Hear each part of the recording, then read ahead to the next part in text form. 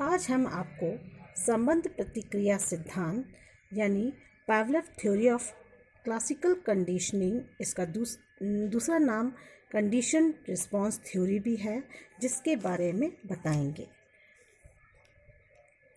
सबसे पहले हम परिचय लेते हैं। संबंध प्रतिक्रिया सिद्धांत का प्रतिपादन रूसी शरीर शास्त्री I.P. पावलोव ने 1904 में किया। उसके अनुसार सीखना एक अनुकूलित अनुक्रिया है।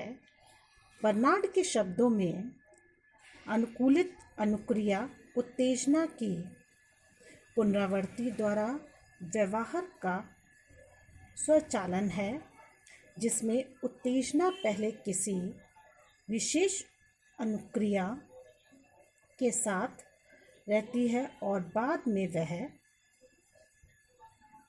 सभी व्यवहार का कारण बन जाती है, जो पहले मात्र रूप से साथ लगी हुई थी।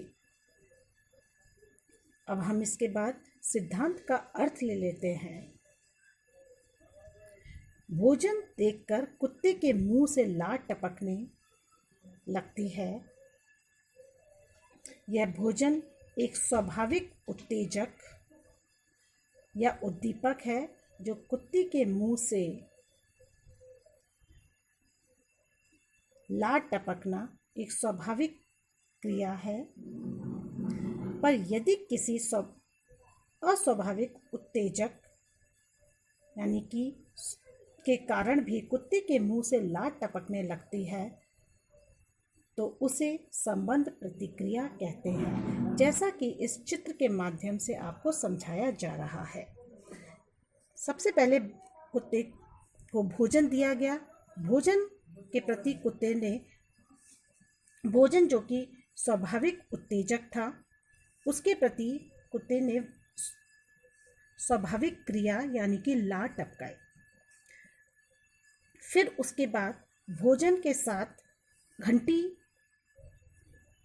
दी जाती थी, जो कि अस्वाभाविक उत्तेजक था। घंटी को मिलते ही कुत्ते को पता था कि भोजन मिलेगा, तो उसने वही प्रतिक्रिया की जो कि भोजन के प्रति करता था। अब भोजन ना देकर सीधे घंटी दी गई, तो कुत्ते को पता था कि घंटी के बाद भोजन मिलेगा, अतः वही उसने जो है प्रतिक्रिया करी, जो कि उतनी ही प्रतिक्रिया करी जितनी वह भोजन के बाद करता था। अतः इससे समझ में आता है कि यूएस यानी कि भोजन का संबंध जिस तरह से लार से है, वही अस्वाभाविक उत्तेजक जो कि घंटी दी गई है, उससे भी कुत्ते ने वही प्रतिक्रिया करी जो कि वह भोजन के प्रति करता था। लैंडर के शब्दों में संबंध सहज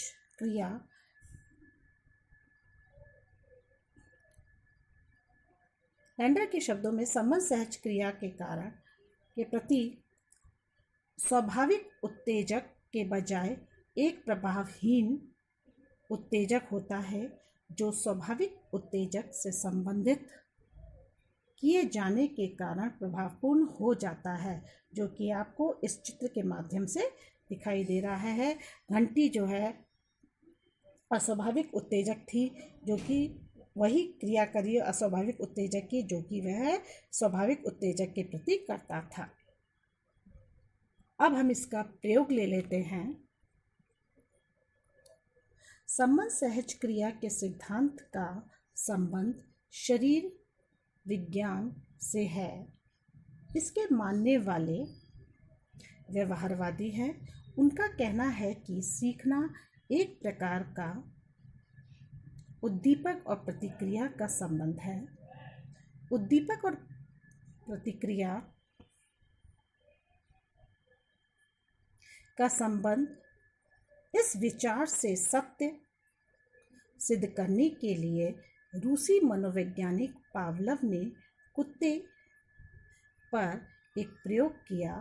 उसने कुत्ते को भोजन देने से पहले कुछ दिनों तक घंटी बजाई। उसके बाद भोजन न देकर केवल घंटी बजाई, तब भी कुत्ते के मुंह से लार टपकने लगी।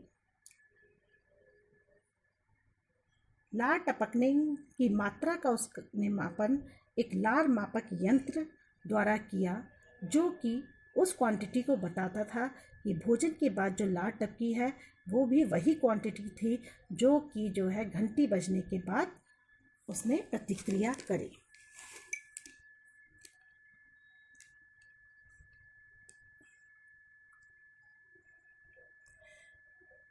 इसका कारण यह था कि कुत्ते में घंटी बजने से वह सीख गया कि उसे भोजन मिलेगा।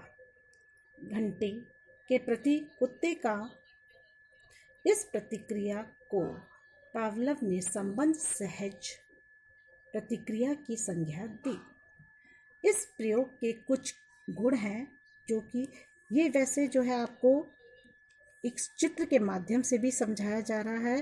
कुत्ता है जो कि भूखा है, भूखे कुत्ते को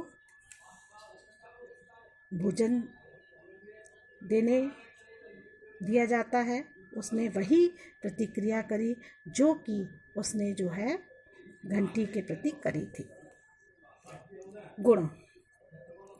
यह सिद्धांत सीखने की स्वाभाविक विधि बताता है, अतः बच्चों को शिक्षा देने में यह सिद्धांत अति सहायक सिद्ध हुआ है।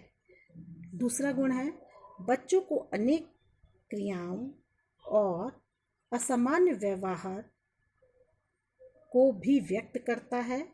तीसरा है, इस सिद्धांत का प्रयोग करके बच्चों के भय संबंधी रोगों का उपचार किया जाता है।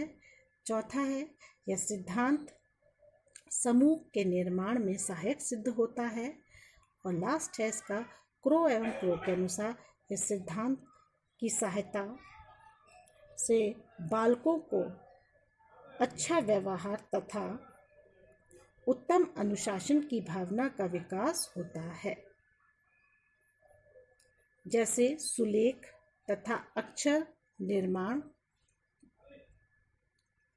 इस सिद्धांत के गुणों के बाद इसके कुछ दोष ले लेते हैं। यह सिद्धांत यंत्रीकरण पर बल देता है, मनुष्य को एक यंत्र मानकर कार्य करता है, जबकि मनुष्य मशीन नहीं है। दूसरा, तर्क चिंतन के आधार पर ही जाने वाली क्रियाओं का विश्लेषण यह सिद्धांत नहीं करता है। और तीसरा है इसका, बच्चों पर इस सिद्धांत का प्रयोग असंभव है। यह सिद्धांत बड़ों पर ही लागू किया जा सकता है। अब इस सिद्धांत को प्रभावित करने वाले कुछ कारक हैं जो कि निम्न हैं। पहला, अभ्यास। किसी भी कार्य एवं क्रिया को बार बार दोहराने से वो आदत बन जाती है। इस सिद्धांत में संबंध के लिए पुनरावृत्ति आवश्यक है।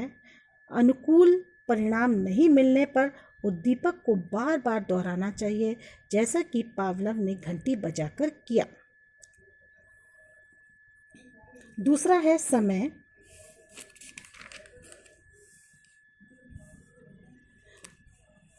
दो उद्दीपकों के मध्य समय का संबंध होना चाहिए। दोनों उत्तेजनाओं को लगभग एक साथ प्रस्तुत करना चाहिए, अन्यथा संबंध प्रतिक्रिया नहीं होगी। पावलव ने अपने प्रयोग में घंटी एवं भोजन को एक साथ प्रस्तुत किया। तीसरा पॉइंट है प्रेरक।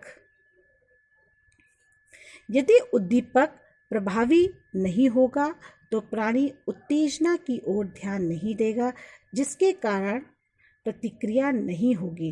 पावलव ने प्रयोग में भूखे कुत्ते के लिए भोजन की उत्तेजना काफी प्रबल थी। नेक्स्ट है आयु। और लास्ट पॉइंट है इसका मानसिक स्वास्थ्य। उच्च बौद्धिक क्षमता वाला प्राणी निम्न बुद्धि वाले प्राणी की अपेक्षा अनुकूलन की अनुक्रिया जल्दी सीख लेता है। मानसिक स्वास्थ्य के ठीक होने पर प्रतिक्रियाएं शीघ्र होती हैं। इसके साथ ही यह सिद्धांत आपका समाप्त होता है। धन्यवाद।